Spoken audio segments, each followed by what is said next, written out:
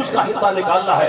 1 کروڑ روپیہ ہے, سال گزرے 2.5 لاکھ زکات نکالنی ہے. وہ اللہ کا فرشتہ نہیں کھاتا ہے, وہ 2.5 لاکھ روپے ہم اپنے غریب بھائی غریب بہن اپنے رشتہ داروں کو دیتے ہیں تاکہ ان کے چولہے میں آگ سلگ جائے. جو اسلام زکات کا پیغام دیتا ہے, جو اسلام عید الفطر کی نماز پڑھنے سے پہلے صدقہ فطر اپنی اور اپنے نابالغ بچوں کی طرف سے نکالنے کو واجب قرار دیتا ہے, اسی لیے نا تاکہ روزے میں اگر کوئی بات تیری زبان سے نکل گئی فضولیات کی, وہ اس کے لیے وقت کفارہ صدقہ فطر ہو جائے اور صدقہ فطر غریبوں کی خوراک ہو جائے.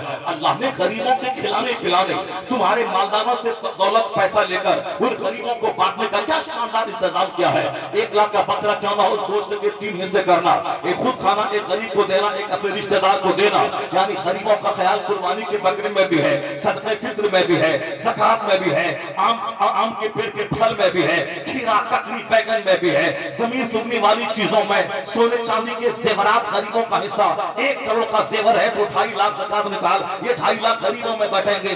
1 لاکھ تیرے پاس پیسہ ہے تو 2500 روپے زکات نکال, یہ غریبوں میں بٹیں گے. جو اسلام اتنا بڑا کھلا ہوا پیغام دیا ہے, اگر وہی اسلام یہ کہہ رہا ہے زکات اپنی جگہ, فطرہ اپنی جگہ, اب اللہ کے نام پہ جانور کو ذبح کر, قربانی کر, تاکہ ایک پرتیکاتمک طور پر ایک جانور ذبح کرے گا, اس کا گوشت غریبوں میں بانٹ دے, خود کھا لے, احباب کو کھلا دے, وہاں بھی غریبوں کا حق ہے. تاکہ ایک جانور کو ذبح کرے گا, کل حملہ ہو مسجد پہ تو اس کو گردن کٹانے کا جذبہ پیدا ہو, تاکہ حملہ ہو اسلام پر تو گردن کٹانے کا جذبہ پیدا ہو. جس طرح روزہ میں کھانا پانی اور اپنی بیوی سے چند گھنٹے تک روکوا کے اللہ ہمیں گناہوں سے رکنے کی صلاحیت دیتا ہے کہ پانی جائز ہے مگر اللہ نے کہا اب حرام ہے تو اب حرام ہے, اب بیوی حلال ہے مگر صبح صادق سے لے کے غروب آفتاب تک حالت روزہ میں میرے لیے حرام ہے, تو جائز چیزوں کو ناجائز بنا لیا, حلال کو حرام اپنے لیے بنا لیا. اللہ کے کہنے سے کھانا پانی بیوی سے رک جانا ہے, کیوں؟ یہ تو ظاہری عبادت ہے. باطن میں حکمت یہ ہے کہ تمہیں جھوٹ سے بچنا ہے, تمہیں شراب سے بچنا ہے, تمہیں گواہی سے بچنا ہے, تمہیں سود سے بچنا ہے, چغلخوری سے بچنا ہے, غیبت سے بچنا ہے. یہ دانا پانی بیوی سے رکوانا ایک سمبولک رکوانا ہے.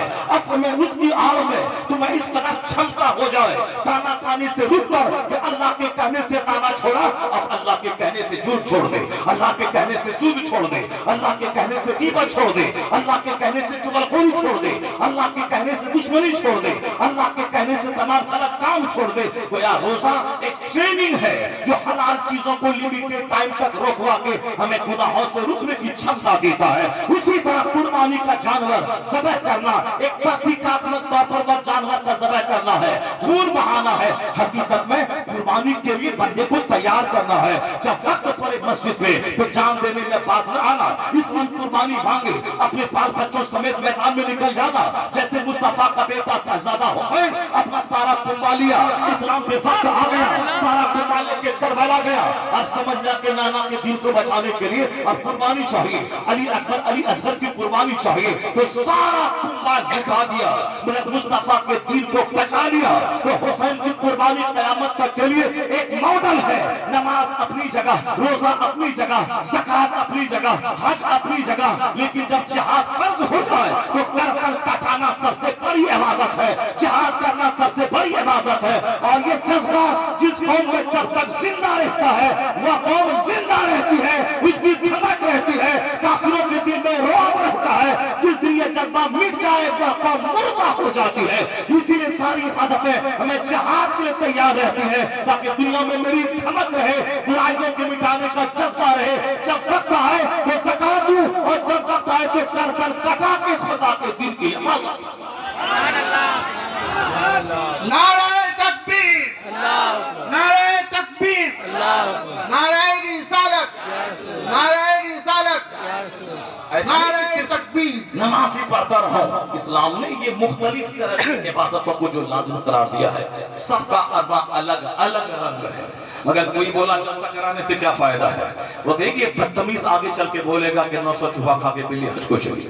ہمیشہ نگیٹیو سوچ رکھتا ہے جو گندوں کی صحبت میں رہتا ہے. بتائیے 5 لاکھ روپے خرچ کر کے ایک بندہ حج کو جا رہا ہے, ایک بھاگا ہوا غلام اپنے رب سے صلح کرنے جا رہا ہے, الہی مجھ سے خطا ہوئی مجھے معاف کر دے, میں بہت بہت دیر سے آیا تو ہوں، تو مجھے معاف کر دے، لبیک الہی میں حاضر ہوں۔ یہ بیچارہ حاضر ہونے گیا ہے، گناہوں کا اقرار کرنے گیا ہے، اپنے گناہوں سے سچی توبہ کرنے گیا ہے، مگر نیگیٹو سوچ رکھنے والا سماج کا آدمی کیا بولتا ہے؟ یہ بولتا ہے کہ یہ جو ہے 900 چوہا کھا کے بلی حج کو چلی ہے، اتنے گنہگار مجرم ہے، اور سوچتا ہے کہ اب حج کروں تاکہ سارا پاپ کھل جائے۔